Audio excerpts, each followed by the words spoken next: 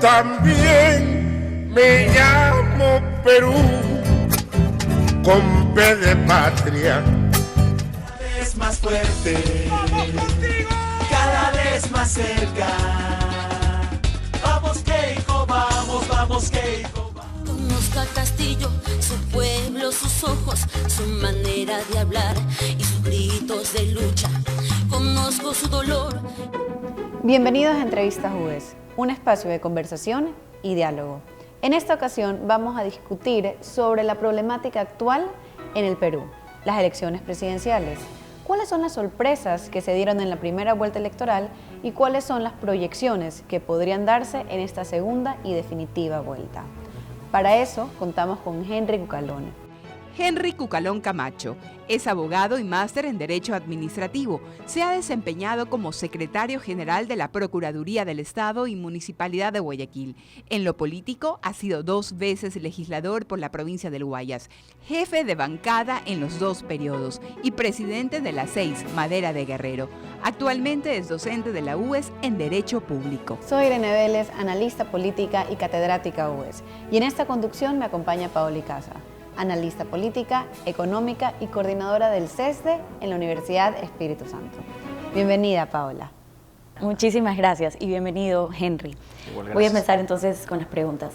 El Nobel de Literatura, Mario Vargas Llosa, ha declarado recientemente que Keiko Fujimori se está enfrentando a un adversario que puede acabar con la libertad en el Perú. ¿Qué opinión tienes sobre esta aseveración? Perú se enfrenta a 2 grandes males, a un autoritarismo corrupto de derecha, como también a un resurgimiento de un autoritarismo comunista que representa el señor Castillo. La preocupación del Nobel es absolutamente válida y va en la línea de tratar de escoger el mal menor. No es la primera vez que Vargas Llosa hace esto. Hace algunos años, justamente para que el Fujimorato no regrese, apoyó al presidente Humala en su elección, pese a que no pensaban igual. Pero Vargas Llosa tiene una tesis que yo comparto, que si la institucionalidad es fuerte, si hay un mandato claro en la segunda vuelta, se le puede fijar límites a un candidato con que hay ciertas coincidencias, pese a sus antecedentes, e irle marcando la cancha. Creo comprender que lo mismo que Vargas Llosa supuso con Humala, lo quiere hacer ahora con su archirrival del Fujimorato, que es Keiko Fujimori. Que haya un fuerte mandato ciudadano que lo obligue a sujetarse a esas normas y que rescate esos principios, entre comillas, que se pueda tener del Fujimorato en cuanto a la derecha, pero dejando a un lado el autoritarismo y también el tema de los vicios de corrupción. Recordemos que Keiko Fujimori tiene grillete electrónico, ¿no? El tema de Brecht. Exactamente. Pero es que ahí viene la pregunta que también nos hacemos como ecuatorianos y como miembros de la región latinoamericana, es ¿cómo llegamos a esta coyuntura, a este extremo? ¿Cómo estamos ante un país vecino, que esté entre 2 opciones radicales, hasta cierto punto, no voy a decir la palabra antidemocráticas porque es una elección democrática, pero que asusta a cualquier parte del electorado? ¿Cómo Perú llegó a este momento? Nos llamó la atención algo. Habíamos visto por las noticias y quienes hemos podido viajar, el avance económico que ha tenido Perú. Pese al cambio de gobierno, se mantenía una política económica, que sus índices generales han sido positivos. Sin embargo, parece que eso no le llegó a la gran mayoría de la gente. Y si uno comienza a ver las cifras ahora, el peor país para el manejo de la pandemia en cuanto a los índices es Perú. Entonces, lastimosamente la crisis política de esa inestabilidad rampante parece ser que ha contagiado también la institucionalidad y también el modelo económico, cuando hubiera sido al revés. No importa quiénes sean los presidentes, el modelo pro mercado de respeto a las instituciones debería mantenerse. Pasó en el último tiempo lo contrario y se contagió. Si eso le suma de que se nota por la votación de Castillo que hay una expresión de rechazo a lo que es la capital, porque Lima tiene una preponderancia poblacional, pero uno ve el origen de los votos de Castillo, es rural hacia el sur, básicamente. Entonces hay un choque también de visiones no solamente ideológicas, sino socioculturales. Veo que es un tipo de expresión de protesta con la cual no estamos de acuerdo, pero como tú bien señalas, se da todavía dentro de la democracia. Henry, hace pocos días la candidata fujimorista visitó Ecuador y aseguró que de llegar a la presidencia respetaría la independencia de poderes. Sin embargo, como sabemos, los sondeos favorecen al izquierdista Castillo. ¿Cree que los peruanos temen una nueva reelección fujimorista como ocurrió con el padre de Keiko, Alberto? Creo que a un gran porcentaje de la población peruana lo que teme también es perder los avances que Perú sí ha tenido en los últimos años, que es peor que no haberlo vivido. El fujimorismo tuvo algunas ventajas, tema económico y la derrota del terrorismo, la derrota de Sendero Luminoso que ahora tiene visos de resurgimiento, pero evidentemente la corrupción, el autoritarismo, el caudillismo sopesó. Quieren el modelo, pero no quieren la forma. Fujimori, Keiko debería tener la destreza, y ese va a ser el desafío en esta segunda vuelta, de poder garantizar esa independencia de poderes, pese a que el padre no lo hizo, cuando se declaró dictador civil y se tomó la Corte Suprema y clausuró el Congreso a principios de los 90. Demostrar que no es el padre, pese a que recoge lo positivo. Ahí está la destreza, el arte de lo posible, y al mismo tiempo garantizarle a los peruanos una lucha contra la corrupción y que evidentemente va a fortalecer la institucionalidad. Parece poca cosa, pero ahí va a estar. Lo que la gente quiere ahorita es seguridad, porque hay dudas por los antecedentes de los dos candidatos, lo que yo llamo Perú entre dos males. Yo tengo aquí, bueno, no solamente una pregunta, sino quiero ver si estoy viéndolo de esta manera correcta. Esta comparación de Keiko con su padre, digamos que al extremo podría ser entendido como si algún descendiente de Pinochet en algún momento quisiera volver al poder en Chile. O sea, así lo podrían estar viendo los peruanos con ese tono tan dramático, de decir, bueno, hubo, por ejemplo, reformas a favor del libre mercado y demás, sin embargo no queremos volver a este autoritarismo. Esa es la figura tan negativa que tal vez tenga el padre Keiko. Dependiendo cómo lo enfoquen, porque los hijos no son culpables de los delitos de sus padres o de su familia, pero ella nunca ha hecho una diferenciación sobre eso. De hecho, hace apología de lo mismo. Me explico, de todo, del activo y del pasivo. Si ella recoge la parte de respeto a las instituciones, como manifestó en la conferencia en Quito, respeto al modelo de economía social de mercado, no autoritarismo, no corrupción, pese a que ella tiene acusaciones al respecto por el caso de Brecht, podría marcar la diferencia. Y al mismo tiempo, yo he visto unas últimas entrevistas de ella, donde es muy crítica de lo que representa el otro candidato, que es el Foro de Sao Paulo, una persona que dice que no sabe la diferencia entre estatizar y nacionalizar, que no existe, porque es lo mismo, pues no.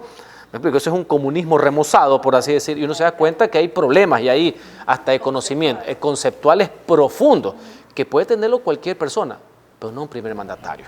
Y hablando de este posible, tal vez, primer mandatario, le viene la segunda pregunta. ¿Dónde está la fortaleza de él electoral? ¿Está en un rechazo al fujimorismo o está en aprobar su gestión y en lo que él simboliza? No creo que solamente sea un rechazo al fujimorismo, porque recordemos que hasta antes de la primera vuelta, Fujimori no estaba entre las expectativas. Habían otros candidatos de derecha, extrema derecha, derecha moderada. Ese era el aspecto, que se quedaron en tercero, cuarto y quinto puesto. Está Bernardo de Soto. Exactamente, el de otro sendero, de todo. Entonces, creo que fue hacia esa visión que ellos creen que es de exclusión. ¿Me explico? Que es no dada la realidad de ellos, por fuera de la capital, de un modelo que no llegó a las grandes mayorías. Si dentro de eso usted ve los antecedentes del señor Castillo, presidente del sindicato de maestros hace muchísimos años, de principios de los años 90, un discurso radical, pese a que muy propio de nosotros los latinos, no sé si ustedes se han fijado, es sumamente conservador en temas sociales. Por supuesto, sí. Algo que ya veo que se repite en Latinoamérica y en Ecuador también, ¿no? Hasta los izquierdistas son conservadores en lo social. Eso es motivo de muchos análisis y de un programa aparte. Entonces, no les gustan esas cuestiones que ellos llaman propio del capitalismo moderno y de las grandes ciudades. Entonces, el tema, por ejemplo, de respeto a la diversidad, de la no discriminación, del matrimonio igualitario, por poner un ejemplo, del derecho a la mujer a decidir, entre otras cosas, ellos lo ven como cuestiones foráneas, ajenas a su realidad. Y él ha capitalizado eso. ¿Me explico? Hay una mezcla económica como también tema intrínseco del Perú profundo. Perú profundo. Pero aún así hay que tomar en cuenta que no ha sido mayoritario porque su votación tampoco llegó al 20%. O sea, no es que es un tema también masivo, está tan fraccionado el sistema peruano, donde tienen décadas de debilitamiento los partidos políticos. ¿Ustedes se han fijado cómo se llaman los partidos en Perú? Desde hace años, de la época de Fujimori, Perú Te Quiero, Perú 2000, Perú Posible. ¿No se han fijado ese pequeño detalle? Todos tienen Perú. Exactamente. No, ya en su momento el APRA, que es el partido de Haya de la Torre, que lo hizo presidente Alan García a los 35 años, que era un partido fundamentalmente socialdemócrata, ya no existe. O la democracia cristiana, o hay un social cristianismo también en Perú. No hay. Todos son movimientos focalizados, locales, coyunturales, que aparecen y desaparecen en cada elección. Está totalmente diseminado. Entonces, por eso ve el fraccionamiento, que ningún candidato ni siquiera llega al 20%. Y ese fraccionamiento ha hecho que tal vez los dos extremos probablemente sean los que sean beneficiados. ¿No sé? Si bien una polarización también de varios candidatos de derecha, el que terminó llegando es la expresión de una derecha, sí, pero fundamentalmente populista autoritaria y con visos de corrupción. No era la de Soto y no era la de los otros candidatos. Eso es lo que llamó la atención, ¿ya? Una versión populista. Como también se puede decir, ni siquiera el caso de él, que pasa en muchos lugares o muy parecido al correísmo en el Ecuador, que es populista, con visos de izquierda, pero fundamentalmente populista. Pedro Castillo ha atacado a la prensa por supuestamente favorecer a Fujimori. ¿Son estos hechos indicios de la relación que podría tener Castillo con la prensa en caso de ganar las elecciones? Yo diría que son hechos. Uno ya ve una manifestación clara de animadversión a un factor que es contrapeso natural del poder, como es la prensa libre. Sumado a su visión estatista, ya se imaginarán cómo va a ser el ejercicio en el caso que él gane con los medios de comunicación. La crítica, me explico, él lo va a ver como una oposición declarada de un factor de poder, que en este caso va a ser la prensa. Eso ya es una guerra anunciada, lo cual es terrible, porque, insisto, ¿quién dice que la izquierda mundial tiene que estar en contra de la prensa? Entonces, eso ya no tiene que ver con lo ideológico, son modelos autoritarios de ejercicio de gobierno, y eso está mal. Eso es terrible y eso es lo que a mí me preocupa. Esa es la parte, sin perjuicio de lo económico, sin perjuicio de las tesis anquilosadas, retrógradas, fracasadas en todas partes del mundo. Es que sostiene y reitera en temas que no tienen que ver con el ejercicio de una democracia liberal. Eso es lo preocupante. Preguntémosle qué piensa sobre el Estado de Derecho. Ya ni siquiera se preocupa en mentir. Porque la candidata Fujimori a lo mejor piensa otra cosa, pero por lo menos guarda las apariencias. Guarda la forma. Y esperemos bajo la doctrina de Vargas Llosa, que sea tal la presión que tenga y que sepa que gana con votos prestados, no propios, que en el caso de ganar se sujete, como fue el caso de Humala. Humala nunca puso en práctica el modelo primario que tuvo de gobierno. Que después haya tenido problemas, también por temas de corrupción, por derecho, ese es un tema aparte, pero tal fue la presión de la sociedad, de los mandantes, del voto, de la gente que le hizo llegar en segunda vuelta, de que nada de lo que él pregonó, ni él, ni el padre, ni el hermano, pudo ponerlo en práctica, porque estaba sujetado a un mandato, que es lo mismo que yo asumo que piensa Vargas Llosa con respecto a Fujimori. Y, a ver, pero en todo este proceso electoral ha habido no solamente dos candidatos que se encuentran, sino que también han existido facciones, en este caso Sendero Luminoso, que ha tratado no de participar, pero incluso de boicotear las elecciones o de, bueno, a través de un atentado que cometió la semana pasada. Mi pregunta sobre esto es, ¿cuál es el mensaje que estaba tratando de enviar Sendero Luminoso con el atentado que terminó con la vida de más de 18 personas?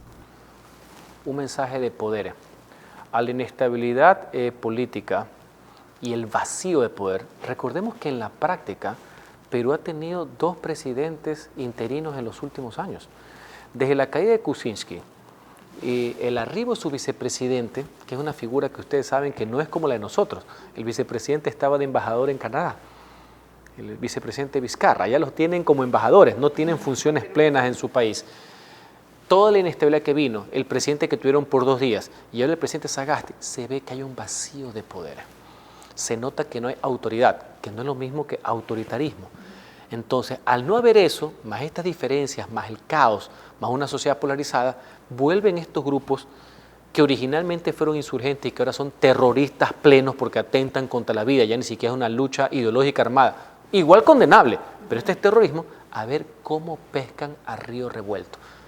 Y eso es condenable, en eso el Estado debe tener una sola política. Los dos candidatos deben tener la misma posición de condena irrestricta hacia actos de violencia contra sus compatriotas. ¿Me explico? Ahí se necesita firmeza. Firmeza, decisión, el Estado tiene que utilizar la fuerza pública, pero por supuesto para poner orden, que no significa violación de los derechos humanos, ni autoritarismo, ni abuso de poder. Pero señores, el Estado está para imponer la autoridad. Y creo que en este caso no hay una confrontación entre civiles y el Estado, esto simplemente ha sido un atentado contra la vida de personas inocentes. O sea, creo que el debate de cuál debería ser la actuación del Estado no es tan debate. Pero en lo lógico. Ajá. Pero si ustedes se fijan que hay ciertos grupos que están alrededor de la candidatura de Castillo que no hacen una condena exacta. Es más, alguna gente creen que es para desestabilizar. La gran pregunta es ¿a cuál de las dos candidaturas? Ahí está el kit. Esa era mi siguiente pregunta, de hecho iba para eso. ¿Cómo afecta el atentado de Sendero Luminoso a las elecciones peruanas? Y de manera particular, ¿a cuál candidato perjudica más? Mira, si estuviéramos en teoría de los juegos, eso debería favorecerle a Fujimori, porque habría gente que pensaría necesitamos mano dura para controlar esta incipiente ola de violencia terrorista.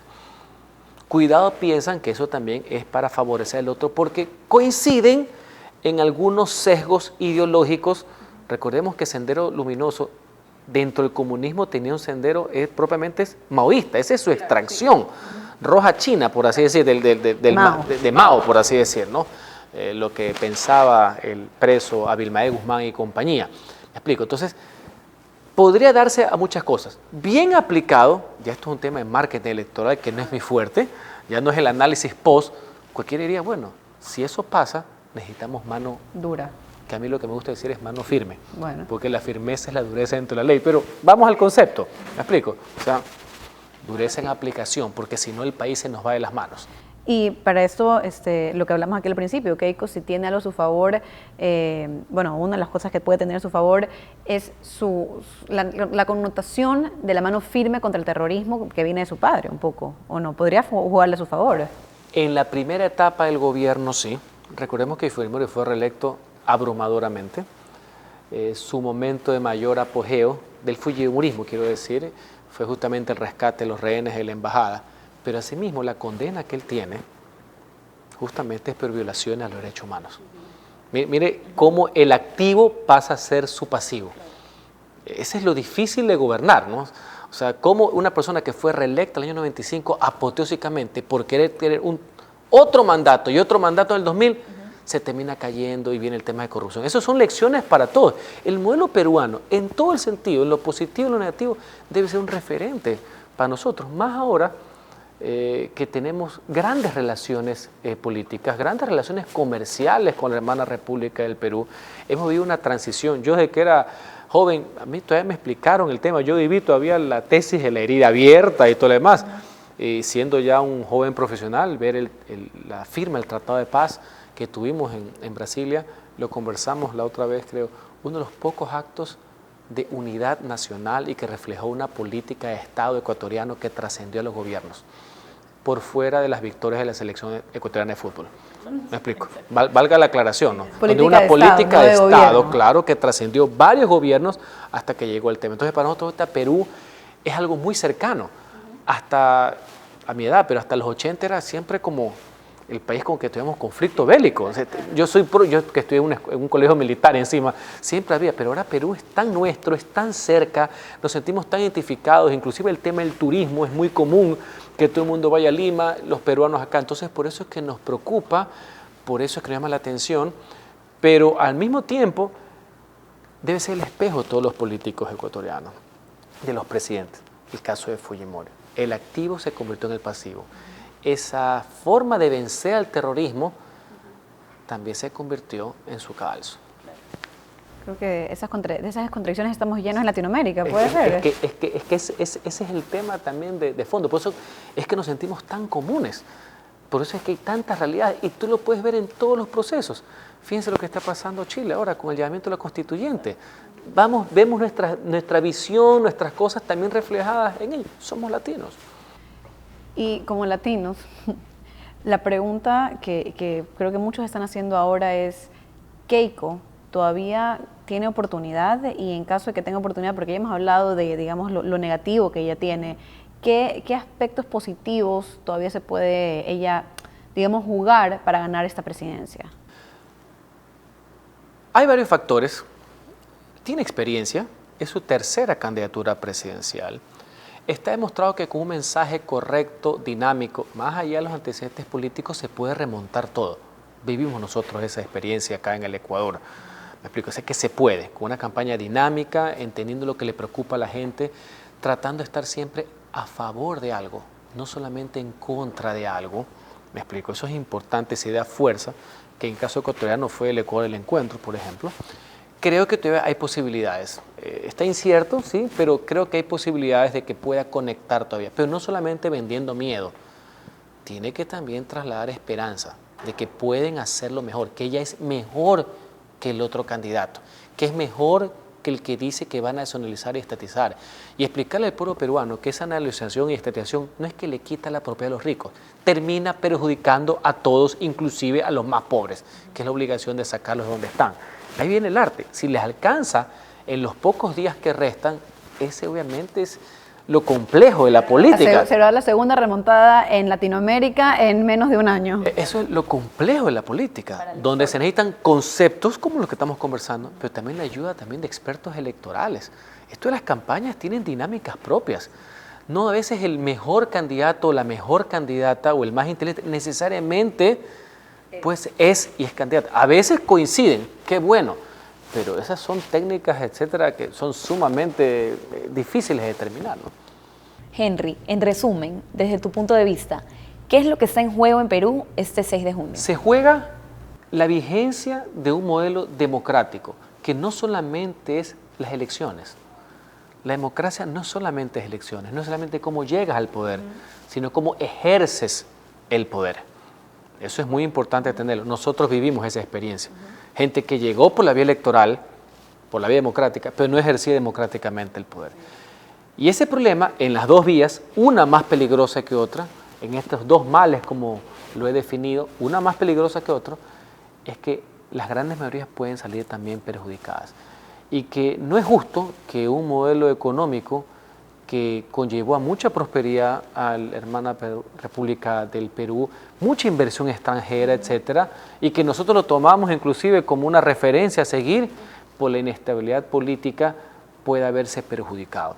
Así que para mí se juega valores democráticos, valores republicanos, sí, ante totalitarismos de dos vertientes, y fundamentalmente cuál será el modelo económico que tenga la hermana República del Perú. Increíble los reveses que tiene Latinoamérica. Como tú decías hace un rato, Chile y Perú eran nuestros referentes y ahora, digamos, ahorita ellos los que están en problemas, Cuidado, en crisis. nosotros deberíamos ser el referente de los otros, que siempre a veces nosotros mismos somos muy críticos contra nuestra historia, somos muy duros con nosotros mismos, y no es que sea conformista, jamás lo seré, ni lo soy, pero hasta en nuestras peores situaciones, con todos nuestros efectos de la clase política y las crisis partidistas, nosotros somos un crisol al lado de muchos países de América Latina. Henry, y hablando ya para tener un poco del tema de América Latina, ¿cómo los resultados van a afectar la dinámica de la región? Y de forma muy específica, ¿cómo va a afectar al Ecuador los resultados electorales de Perú, sea el uno o sea el otro? Nos convendría que una persona, en este caso en papeles como Keiko Fujimori, sostenga lo mismo que nosotros, la apertura a los mercados. Recordemos que Perú es parte del Tratado del Pacífico, del cual nosotros queremos entrar. Si nosotros tenemos una visión pro empresa, pro inversiones, etcétera, y mañana gana el señor que cree que hay que nacionalizar todo y que es enemigo declarado de los tratados comerciales, no nos va a ir muy bien a todos. Ahora bien, eso en un sentido global. En un sentido particular, tanto político como económicamente, si eso se lograra consumar en perjuicio, creo yo, de Perú, puede ser también una oportunidad para nosotros de que las grandes inversiones extranjeras, las grandes potencias mundiales vean que aquí hay una estabilidad democrática, que hay un presidente que cree en el Estado de Derecho, un presidente que se vangloria de hablar que es republicano y demócrata, que tenemos apertura hacia la inversión extranjera, que respetamos la independencia de poderes y puede ser también, adicionalmente, por default, me duele decirlo, por default de terceros, ser un mercado exactamente activo. Tomando en cuenta que nuestro vecino país de Colombia también atraviesa a lo mejor ciertos vestigios de lo que puede resultar una candidatura, como el caso del señor Petro, que no es atractiva a los mercados internacionales. Entonces se puede convertir en una oportunidad también para el Ecuador. No quisiera que sea por eso, pero quisiera que podría sea por ser. méritos, quisiera que sea que todos avancemos, pero si viene la oscuridad por alguna parte de un presidente que quiere regresar al siglo XVI, señores, nosotros tenemos que dar la cara y decir, queremos entrar al siglo XXI. Henry, y sobre entrar al siglo XXI, pareciera, como hablamos aquí al principio de la entrevista, parecía que Perú sí estaba encaminándose, al menos económicamente, a estar en el siglo XXI y ser, digamos, el portabandera de la región. Es más, su marca país es una de las más, digamos, aplaudidas en la región y demás, su modelo económico. Creo que sí es una preocupación para el resto de la región, incluso para los ecuatorianos, que el modelo económico parece que no fuera suficiente para evitar o para minimizar las problemáticas políticas. O sea, ¿qué pasó ahí? Eso sí quisiéramos saber, por ejemplo. Nos debe servir de lección que el crecimiento económico debe ser para todos. Eso es el tema también de fondo. Yo creo en la economía de mercado y profundizo que tiene que ser social de mercado. Una de las críticas que se le hace a la derecha o a la centro derecha es que la prosperidad no le llega a todos. Entonces nosotros tenemos que aprender a ser muy cautos en eso y también aprender a comunicar. El liberalismo moderno, el liberalismo social o la centro derecha moderna sí piensa y sí puede ayudar a los pobres. Sí puede ayudar para cambiar para bien la vida de los que menos tienen. Me explico. Sí puede tener un enfoque social. A lo mejor el modelo peruano sí lo tenía, no lo comunicó bien o no le llegó a ciertas personas y ahora se quiere revertir como un ánimo de venganza, que es la votación, que yo le digo medio rural, extracapital y del sur que tiene el candidato Castillo. Pero esa es una lección para nosotros. Y yo he venido estudiando, analizando y en mi etapa de legislador pregonando eso. Ese bienestar, esa prosperidad debe ser global, crecimiento económico para todos. Ese es el desafío de nuestra corriente. Porque si no, le haremos nuevamente el caldo de cultivo a los estatistas, a los hechiceros, a los que juegan con el hambre de la gente, que solo son declaraciones y no transforman para bien. Le hemos dado el pretexto para que vuelvan a decir que no somos eficaces y solidarios. Ese es el tema. Pero en 4 años, por ejemplo, de un gobierno o en el tiempo que un gobierno tiene que tal vez tenga esa tendencia, ¿es suficiente para poder tener los cambios estructurales que se necesitan para que no exista un nuevo caldo de cultivo? Se necesita más tiempo, pero 4 años sí se pueden sentar las bases. Mira que en el caso peruano, Fujimori sienta las bases y de ahí los continuos presidentes que vinieron, desde el presidente Toledo, lo continuó. Toledo es graduado en Stanford, tenía la política muy clara, pero también cayó, otra vez más, en la lacra de la corrupción. Me explico, está a punto de ser extraditado de Estados Unidos. Y Alan García, en su segundo mandato, no quiso repetir las barbaridades que hizo en su primer mandato, donde nacionalizó la banca, cuando tenía él 35 años, cuando tenía ideas muy someras. Pero no creo que haya sido solamente por la juventud, era una corriente de la época bastante equivocada, bastante trasnochada, por decir, y radical, que no llevó a nada. Pero en su segundo mandato mantuvo el modelo. Lastimosamente, viene otra reflexión. ¿De qué sirven modelos conceptualmente correctos que debemos enfocarlos un poco más a lo social si los que lo practican, quienes lo lideran, están inmersos en temas de corrupción? Entonces, aquí viene una decepción colectiva. Y esa decepción ya no solamente es con el político, te viene arrastrando al sistema. Y eso ha sido muy propio también. Y ha pasado en varios países de la región, ha pasado en Panamá también, donde el hombre más rico de Panamá fue presidente de la República y destituido por corrupción, ¿no? Con lo cual se rompe ese supuesto adagio que los ricos no necesitan robar, valga la aclaración. Entonces, la corrupción contamina a los procesos políticos, contamina los procesos económicos y quiebra la institucionalidad. Los arrastra, inclusive cuando tienes teorías o tesis correctas. Claro. El sistema se ve arrastrado. Muchísimas gracias, Henry, por tu valiosa contribución. Gracias por estar con nosotros. Y bueno, quedamos atentos y a la espera de lo que ocurra el 6 de junio en Perú. Sí, y yo antes de solamente concluir, se me queda una última pregunta en el aire. ¿Por qué tantos casos de corrupción en Perú? ¿Qué ha permitido que haya tantos de corrupción en Perú? ¿Será la falta de institucionalidad o la institución se arrastra por la corrupción? ¿Cuál de las dos es? Las dos cosas, y también el tema de Odebrecht. El tema de Odebrecht, cuando cayó preso su máximo directivo, dijo: algunos presidentes vendrán conmigo. Fue una práctica política de muchísimos años. Aquí conllevó la caída de un vicepresidente en funciones, ¿me explico? Y quién sabe qué otras cosas más. Inclusive indirectamente, esa compañía y otras tienen que ver con la sentencia también del caso Soborno. Esto llegaba a lo más alto, sino que se destapó ahora. ¿Quién sabe desde cuándo tenía? Entonces, un tema que ya estaba débil, el tema de Brecht, simplemente le puso la lápida. Gracias, Paola, gracias, Henry, gracias por su sintonía. Como conclusión, podemos sintetizar lo siguiente en este programa. Latinoamérica es una región extremadamente similar, homogénea por nuestra historia, y por lo tanto, lo que le amenaza a un país puede convertirse también en la amenaza del nuestro. Así que en esas circunstancias sí sirve y aplica el dicho: mirarse en espejo ajeno. Soy Irene Vélez y muchas gracias por su sintonía en Entrevista Jueves. Si nosotros elegimos al señor Castillo en esta segunda vuelta, probablemente ya no haya más elecciones libres en la historia del Perú. Es decir, establecerán en el Perú un sistema en el cual el control de las futuras elecciones estará exclusivamente en el poder.